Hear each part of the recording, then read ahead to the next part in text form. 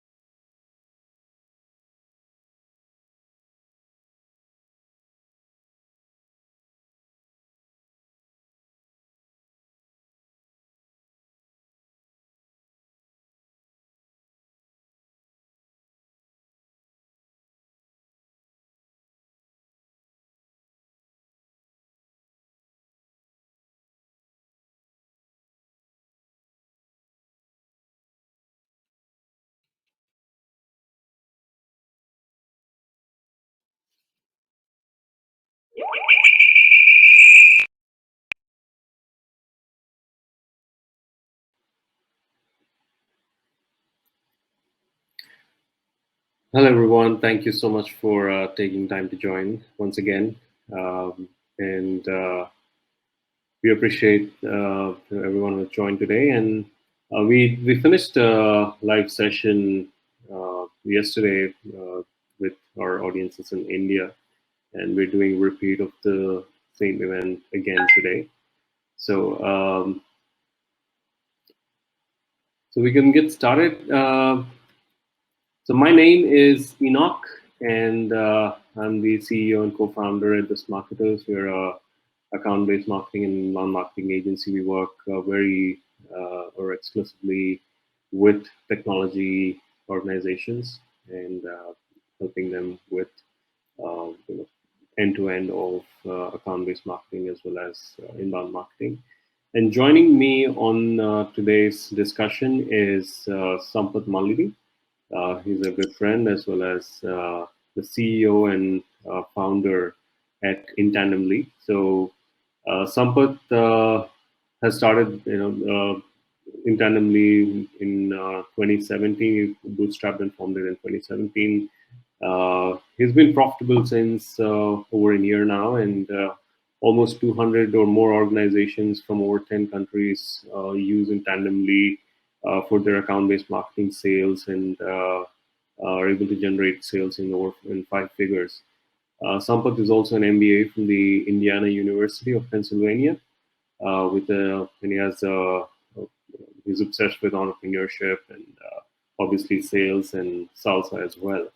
So I'm glad to have you on this conversation today, Sampath. Thanks for joining. Thank you, Enoch. Hi, everyone. Yeah, I think so. Sampath is just trying to figure out some issues with the mic. I'm not sure. Uh, we have facing some issues there, but Yeah, hi. Is it okay now? sorry about that. All right. So for our agenda for today, we're going to talk about As you all know, we are all going through a pandemic situation right now with COVID and coronavirus, and almost over 194 countries or more, are affected by this. A lot of businesses are taking a huge impact, and it's become a chain reaction. Um, Almost organizations across have been facing the brunt of the slowdown, as well as obviously it's going into the entire world economy is going into a recession, and marketing in times like these is obviously very important for organizations. At the same time, the right marketing strategies have to be used so that we're able to drive the right conversations, drive the right kind of engagement, drive the right kind of relationships, and take uh, things forward. And obviously, the goal for organizations to be how they can stand out at this point of time, how they can create that recall, how they can drive value and relevance. What are those things that they should be investing on in terms of whether it's technology, whether it's certain initiatives, and the other goal would be, and the other thing would be obviously how you would be able to measure these metrics. So obviously, any activity that is done from a marketing standpoint has to be quantified. So how do you measure them? And obviously we'll be open for questions.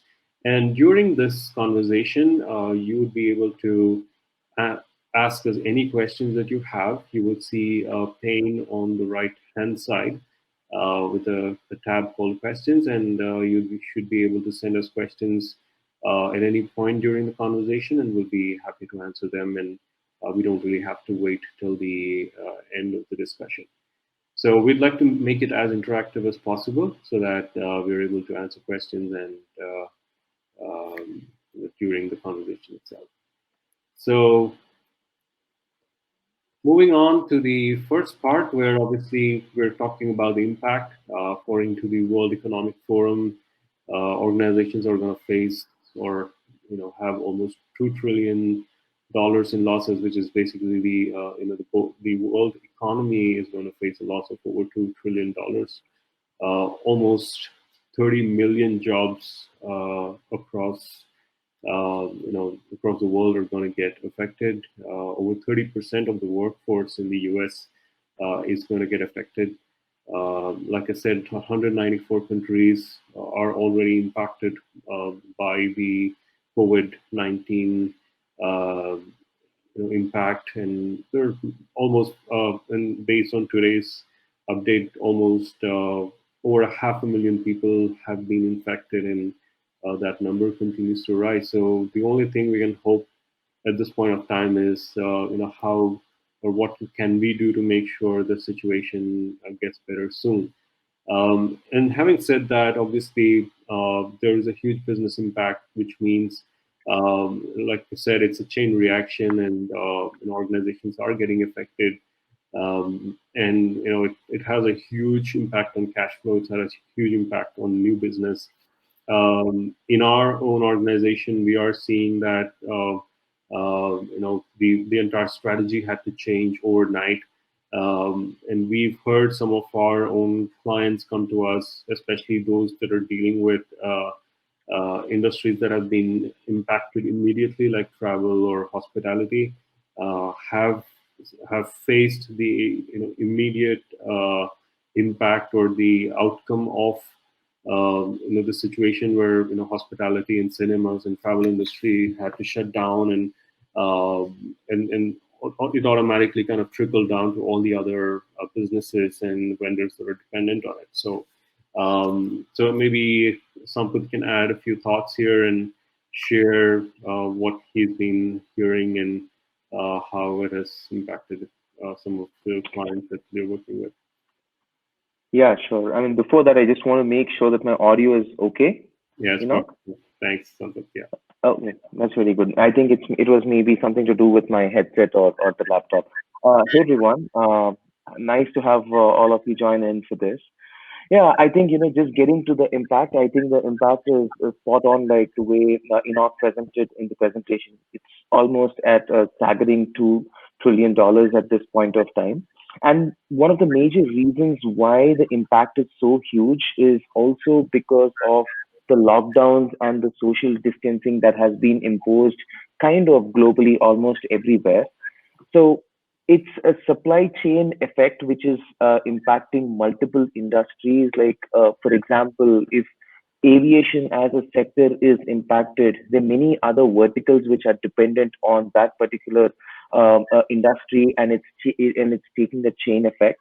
And that's the reason why we are having a hit with the global shares, and the consumers are basically not buying at this point of time. And even safer investments like gold took a hit. It's also estimated from think tanks that the growth is only going to be at 2.4% in 2020. Looking at all this, so yeah, the impact is really huge. We've been seeing a lot of personal examples. One of our customer actually makes software for automobile dealers, and since the automobile industry has taken a major hit, it has impacted all the depending vendors on that business. In fact, I think they are turning around almost 300 million till the coronavirus hit happened, and there's a drastic decline in the revenue too. So yeah, it's the impact is there, and now I think it's just about what techniques we're going to be applying to our sales and marketing to combat this. Absolutely. Yeah. So thanks for that, Sampath. Then, as all of you, as most of you know, and sure the audience would agree that usually a lot of events happen during the beginning of the year, and a lot of events happen also during the usually around September to December timeframe. And a lot of organizations plan their budget sometime in November and December for the next year, especially in the West, in the in countries like US. And what happens in countries like India, a lot of the budget planning happens sometime around February and March, because the financial year starts in April. So what happens is, or what happened now is that a lot of these events have been cancelled, and say, for example, agencies like us or even internal marketing teams have been working towards enabling our clients to be able to present better at these events, drive meetings, prepare collateral, a lot of these things. And the moment the website just updates itself, or there's a website update, or there's an email that comes from the event saying we've canceled the event, or postponed to a later date, it's almost all the effort that we've put in over the last maybe 2 months um, comes to a grinding halt, and we will have to find a way to kind of, I would say, mitigate the risk, find a way in terms of how we can still be able to engage with the people who are either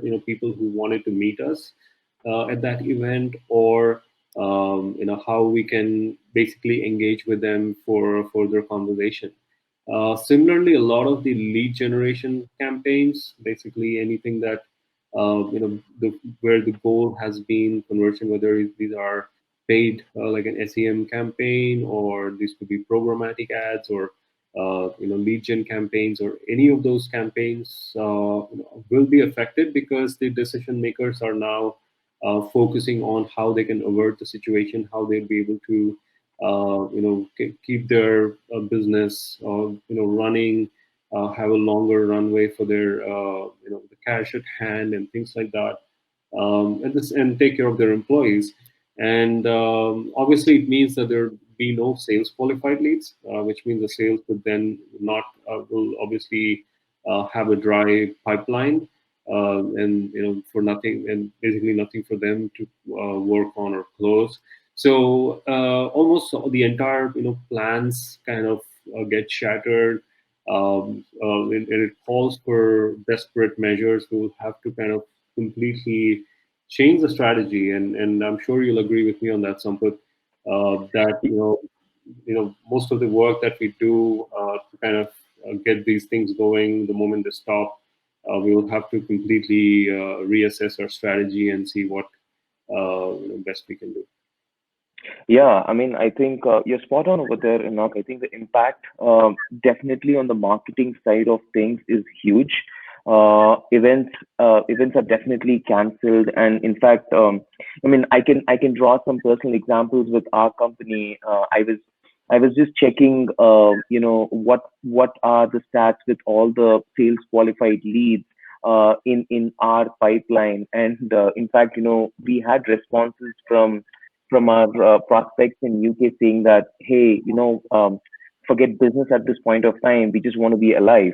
So there's definitely a lot of anxiety and a lot of uncertainty which creeped in with a lot of people. And I think just because of that reason, campaigns might not even perform at this point of time if you're trying to make it transactional. Yeah, the impact is definitely huge. What the work that we would have put in terms of ads, maybe in the last 1 month, might not really perform at this point of time. Absolutely, I completely agree with you on that. So basically, what do we have to do in such a situation? And a lot of marketing leaders on the in the audience today are, I'm pretty sure, very experienced, have dealt with situations like these in the past. And one of the key goals, or basically when you're realigning your strategy, kind of completely shifting your strategy to focus then on building relationships. The focus has to be on driving, the required engagement with, your target audience. So if you build a certain, you're already running various campaigns, you're already doing ads, or and so on. The focus has to be then to see how you can build better relationships, empathize with with your prospects, because obviously they're going through the same situation as you are. And the goal is to drive a lot more awareness, thought leadership, and education. So the goal is, and what we're seeing is, especially with a lot of industries that have been in the traditional space, especially when it comes to manufacturing or discrete manufacturing or oil and gas, or storefronts where someone who has not focused on digital, like e-commerce, and so on. What we're seeing is a lot of these companies are now really realizing that need for digital. I just received a message from one of our customers. I just shared it with you earlier. Their focus has been majorly on working with oil and gas and the marine industry, where they're providing brownfield engineering solutions. And most of the target leaders in those industries, or especially the decision makers, are usually on the field. For them, the only way to engage with them was meeting them at events. And now the entire focus is shifting towards digital. And I just got a message from that client saying the FY21 is going to be the year of digital, and we really need your support there. Um, so basically, a lot of organizations will now feel the pinch. They definitely want to move, start using digital and technology to help them move forward. But at the same time, they're not in a stage where they can make a decision right away. For them right now, it's more about understanding how technology can really help, help them scale, help them survive, help them automate and things like that. So if your content in your campaigns are driving that level of awareness, and basically that interest, and even it can even drive conversation, that should be your focus. And the next thing is obviously your website and your online presence, where you're building your content and SEO, optimizing your websites, because there are still prospects who are searching for or looking for certain information, and obviously they need to find it. And the organization that is able to provide the relevant information to them are the ones that will stand out and obviously help convert as well. And the next thing is build your content repository, which means you have to build different forms of content and content that is relevant and speaks directly to your prospects' challenges. So if you're going after a specific industry, depending on the current situation, you need to create content that will really resonate with them. And obviously you have to build and because this is a time where you're not really running aggressive campaigns, the teams obviously will also have a lot more time in terms of research, in terms of getting the right content in place, working with internal teams to get drive a lot more thought leadership. So those are things that you'll have to focus on, so that when situation gets better, you already have a lot of content in place and things that you can then start driving through your campaigns. And the same applies for ABM as well. So if you're focusing on ABM and driving 1:1 or 1:2 campaigns, focus on research, focus on building your campaign orchestration plans, create your playbooks, create your ideal customer profiles, and make sure that you're able to you're ready with the target account outreach by the time uh, everything or the economy starts going back to normal. So I would say these should be your focus, and obviously I would like something for you to add your thoughts on top of this. Yeah, sure. With this, as to what needs to be done at this point of time, I would like to segregate it like what has to be done in the next 30 days, Mhm. and how would you actually go after 30 days? Because since there is maximum impact at this point of time, so instead of really marketing to sell, it is very important that you market to connect with people, be empathetic to them. So some of the wonderful campaigns that I've seen around the web is, if you actually go to Atlassian's website, they currently are offering all their product suites for free, at least for the next 1 month. And even if you look at tools like Uber Suggest, which is by Neil Patel in the SEO space, he's really extended the offer to a level where people can make use of it. So if you really look at it, these people are trying to understand who their ideal customers are and trying to give as much value as possible. Even we at Intandemly, usually for anyone who wants to just experiment with account-based sales, we start with a 7-day free trial, but we've extended that to 30 days. So just trying to connect with them as much as possible in the next 30 days, I would say, is very critical. Be as empathetic. Post that, I think what you mentioned, Enoch, is absolutely right. In building your content repository and understanding your targeted accounts and reaching out to them, because more and the reliance on digital and on that would really increase once the pandemic is slowing down. And another thing that we are increasingly seeing is the interest when it comes to creating virtual events. Yep. So we just had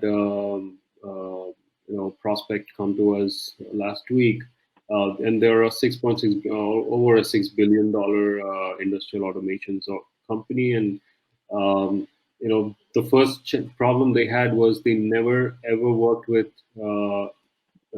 or any agency before, and all they did to market themselves was to go to an event.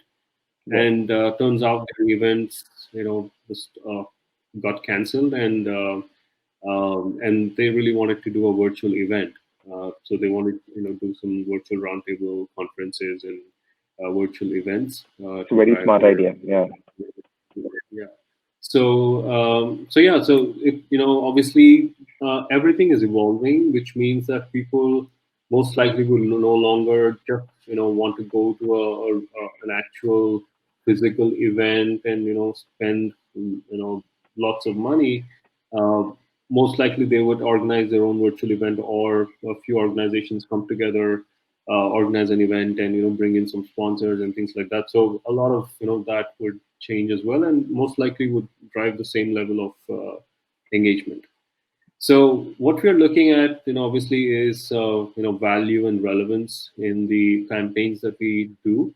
And like we just shared earlier, it's all about thought leadership. It's all about driving the required basically understanding your prospect's challenge and addressing it with the right content and connecting with them on channels where they are most active. So that is more important, and it's not just about pushing your message. And even in our last discussion, we had a few questions where a few people were asking what is the best lead generation strategy at this point, or can we even send out lead generation messages at this point? So and I just spoke to a very large organization's sales partner channel manager today, and he was telling me that their organization is still making calls, cold calls, right? So and the success ratio obviously is is down by a huge margin for them, because obviously people are not going to listen to you in a situation like this where they're trying to do a desperate sale. So it's very important that we drive a lot of value, a lot of relevance, create that brand recall is what we call in marketing, and branding, where as soon as they see that you're talking about a specific topic, they should be able to relate that topic to your brand. So I think that's something, if you're able to achieve at this point of time, that would go a long way. So That's right. Yeah. I think the focus should really be on doubling down on original content at this point of time. One Mhm. positive takeaway from all this which is happening is everyone are on social media. Everyone are just like waiting for a lot of original content. And in fact, I think since it's a lockdown, if you really check your YouTube feed also, the amount of content which originally used to be there is not. I mean, they have very less recommendations at this point of time. They're getting back to old content. That means every medium needs a lot of content. In fact, I was just reading an article by LinkedIn the other day that this is the time they're actually in quest for a lot of content. So it's good to really double down on content. And if you want to run any ads on the original content that you're creating, that would be interesting. But as a call to action, it's important that you're not making anything transactional, like asking them to take your product or something. Instead, offering something for free would be having a great impact. Awesome. Yeah. Thanks. Yeah. So that brings us to the next question, right? And it's not just about the organizations. Obviously, the marketing organization itself has to also invest at this time, and for any company, because end of the day, everyone is trying to cut down on their spend. They need to use only the tools that would be most relevant for them, and something that will still help them achieve some of their goals. So obviously, it means we'll have to scale down a bit. And like you said, organizations also have to take the opportunity to use those free platforms and tools that are made available, so that they are also experiencing those platforms, seeing how they work for them, and so on. So the goal is to kind of scale down, but don't stop, because if you kind of put a brake on your marketing efforts, obviously it's going to hurt you in the long term. So the goal is to maybe scale down on a few campaigns where you're focused on conversions, but continue campaigns and continue content that focuses more on awareness and engagement, and basically driving marketing qualified leads. And obviously, you'll have to invest or have the right tools to drive these and measure these campaigns. So have the right account-based sales tools, marketing automation tools. If you're already using any research tools to drive any sort of intent data, that would help as well. However, like I said, maybe a lot of organizations also sometimes invest in certain tools where they don't really use it like 100%. So you have to evaluate and see, how far you're able to make use of the platforms and tools that you're using versus the cost, and obviously make the right decisions. And I would, Sampath would be a great person to talk about this because he runs a product company, and I'd like to know what you have to say here. Yeah, sure. Yeah, I think I mean, since if because of this entire situation, I think I mean majority of the companies also suffer with the cash flow problem, and when this hits you, the first thing they try to really rework on is on the licenses that they have. In fact, I think there's the same point that I was mentioning in the last webinar too. If you think any of your tools are working out to be very expensive, it's best that you reach out to the customer success team and ask them for a discount or defer the payment till the pandemic kind of gets a little sorted. I'm sure every product company at this point of time will understand. Rather than letting go your licenses I mean, and because you must have got used to those products, I suggest you wouldn't don't do that. Instead, reach those companies. And investment as such, I think you maybe I think there needs to be a shift in mindset in the way you're doing your marketing and your sales. Instead of there needs to be a tweak in the message where you just need to focus on building as many relationships as possible, whether it's LinkedIn, whether it's email that you're using, or just take all the entire repository that you have and just see what kind of relations that you could build. Is the best time. Great, yeah, absolutely, I agree with you on that.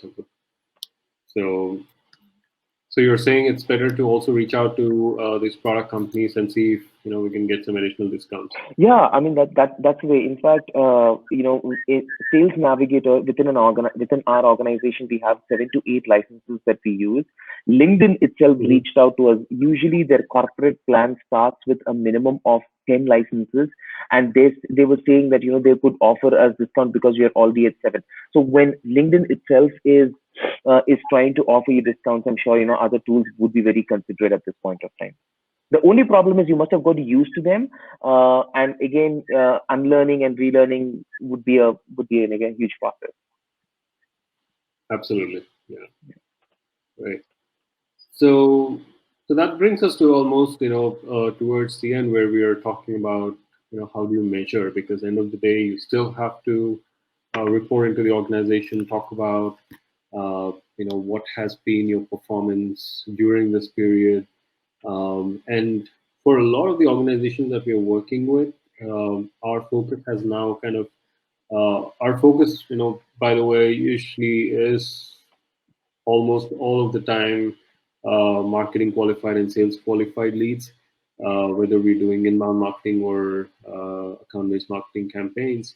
The traffic and impressions and clicks and visitors, conversations, performance, SEO, everything has to trickle down to conversions. So when you're working on your marketing efforts right now, the focus has to be more on the basic or the most important metrics that we usually look at.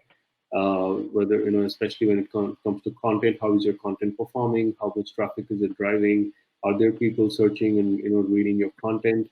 What is the user behavior on your website? How many if people are coming onto the website? How are what is the user journey throughout the website, and how are they actually converting? If you're getting any goal conversions, and if you have some good gated content like say ebooks or white papers and so on, what is the flow of that user? Are they coming in through some of your posts that you're putting out on social media, or are they coming through organic search, and so on? So you'll have to measure all of these, and these will give you a lot of insights, especially in times like these, to get a lot of insights in terms of what kind of and if the website is also tied into your marketing automation tools, like say HubSpot or Pardot or Marketo or Zoho or any of the other platforms, you should be able to get additional analytics in terms of who are the organizations coming in, and if you have already that database on your website, you should be able to track those people, and basically make some or drive certain campaigns for audiences of similar kind.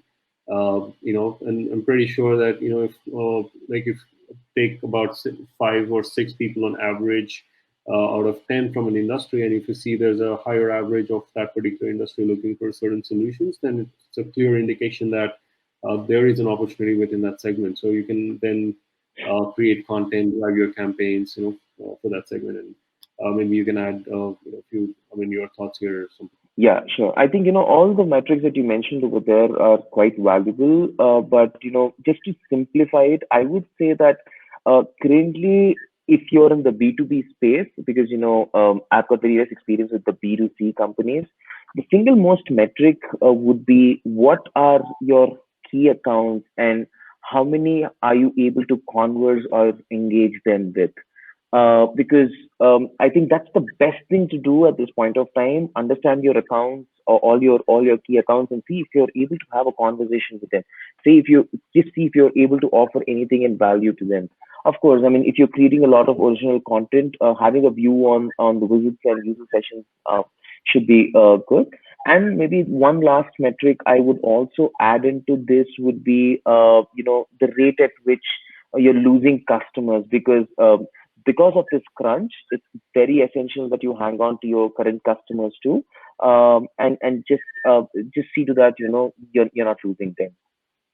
That's just one metric I would also like to add. Absolutely, yeah, I agree with you there.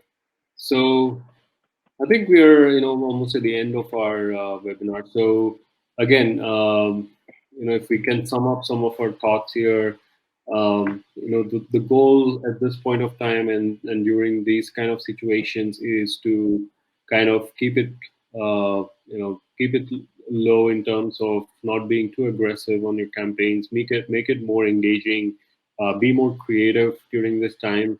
There was a recent, one of the recent articles that was published. There were companies doing a lot of creative work, doing a lot of funny, memes and a lot of things, and because of the situation, they had to cut down. And however, what we're seeing is an increase in the number of engaging campaigns that are coming out of companies otherwise who are majorly focusing on just driving or pushing their products. So I think that shift has to happen. Basically, everyone is sailing on the same boat. Everyone's trying to come out of the situation. There are companies really feeling the heat of not being on digital and have not adopted digital, and obviously have not invested in the right tools. So there's a huge opportunity that's going to open up, and I think organizations have to be prepared, and their marketing strategy has to start becoming solid, where they're building a foundation now. They know exactly what, or how they can build their content to their campaigns and everything. By the time everything settles, and kind of drive basically a lot of that relevance and value to their target prospects. So those are my final thoughts, and I'd really love for you to share what you think we were able to drive from this conversation, and hopefully we were able to add some value to our attendees in this discussion. Yeah, I think my final thoughts are like really simple. Whatever medium you're using at this point of time, see to that you empathize, and just focus on connecting with as many people as possible. And if you keep your fundamentals very basic to building relationships and connecting, I think your entire campaign and your strategy kind of changes. Keep that at the core and build your entire strategy around that, at least for the next, I would say, 4 to 5 weeks. And then just assess how things are then, and then improvise accordingly. That should be the best way to go about now. Absolutely. Yeah. Awesome. So I think that brings us to the end of this webinar. Really appreciate everyone taking the time for this, and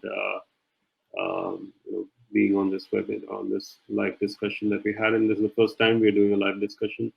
So thanks for that. And if you have any questions, please feel free to post it on the question section. And if you don't, I think we should be good to close in a moment.